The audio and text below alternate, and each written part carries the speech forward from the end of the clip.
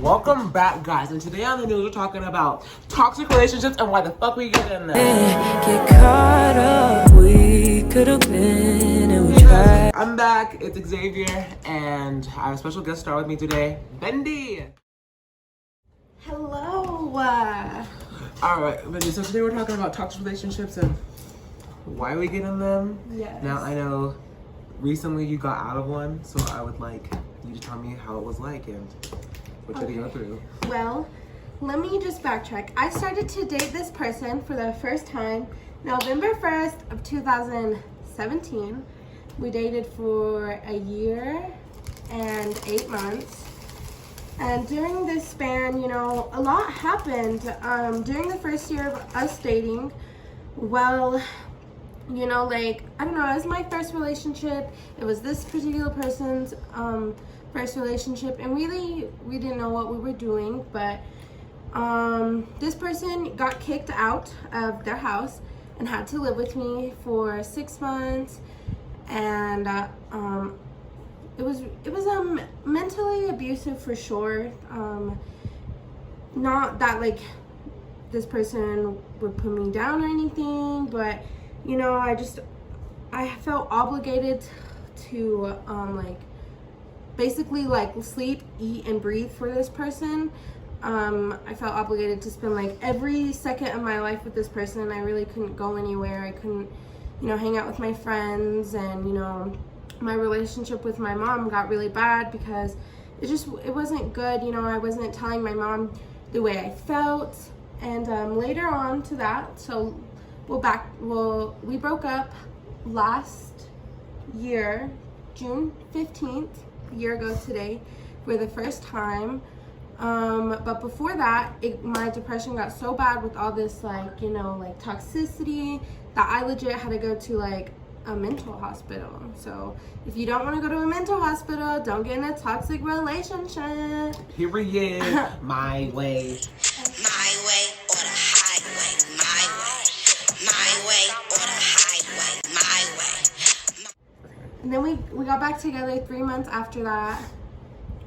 Dated for 6 months, and this carries into 2019 or 2020 actually. 2020. We broke up for the second time in March, and then we lasted like a week. We got back together, broke up a month later.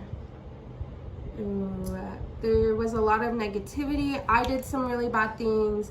This person did some really bad things.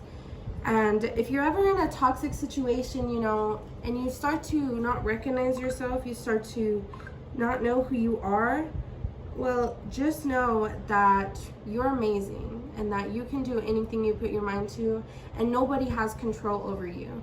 Don't let anybody tell you what to wear, what to say, how to act, or anything, because you are your own person, and you get with this person to show this person how you are different and how you will like all the great qualities you have. And if they just are fixated on the ones you don't have and the qualities they don't like about you, then fucking leave that person. The best advice I could give you, and I know that is the shittiest advice to hear in your life, and it took me a really long time to realize that.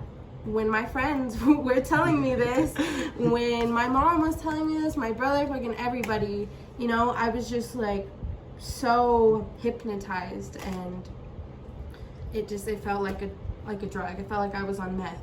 You know, meth is like your brain waves are the same when you fall in love as they are in meth. Did you know that? No. Like hardcore drugs, love equals that shit. And that's why it's so addicting. It's like a drug. I'm not kidding you.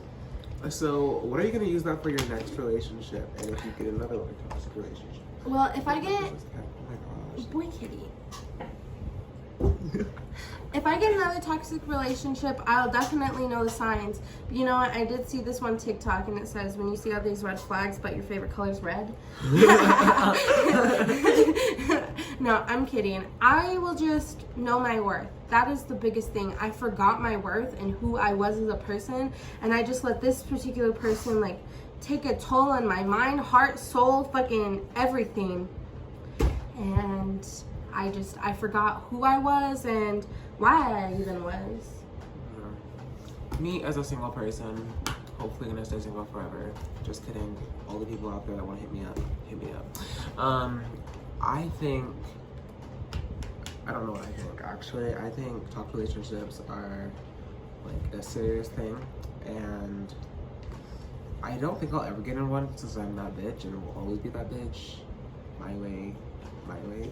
Rise and shine. And I don't know, life. Just legit, just don't let anybody take away your happiness, because that's exactly what happened to me. It was like snatched out of my hands, but it was snatched out of my hands a long time ago, like when we first started dating. And I actually remember the date, but I won't say the date. But it was like 4 months into the relationship. That's where everything went downhill. 4 months. That's when everything went bad. And I stuck with this person for 3 years. 3 years of my life. And I can't say I regret it because it did teach me a lot. But I wish I had the mindset I had now, which is, you know, like, just fuck them. If they don't see you for who you are, what you offer, you know, the type of love you have, then that's not it for you, sis. That's not it. And you could do better. I could do better. We could all do better. Okay? Let's just say that. We can all do better. All right. Next up, we have Mrs. Xavier over here. We're ready for the news. Peace. We're back. So I hope you enjoyed that talk, guys. Just know from now on, don't step foot in a fucking toxic relationship. Like, that's all you needed to learn from that. Period. Like, if you hop in one, then it's your own damn fault. Like, just don't do it. Period. He put Fendi all on my feet. I leave stains all on his sheets. He know better than to fuck around.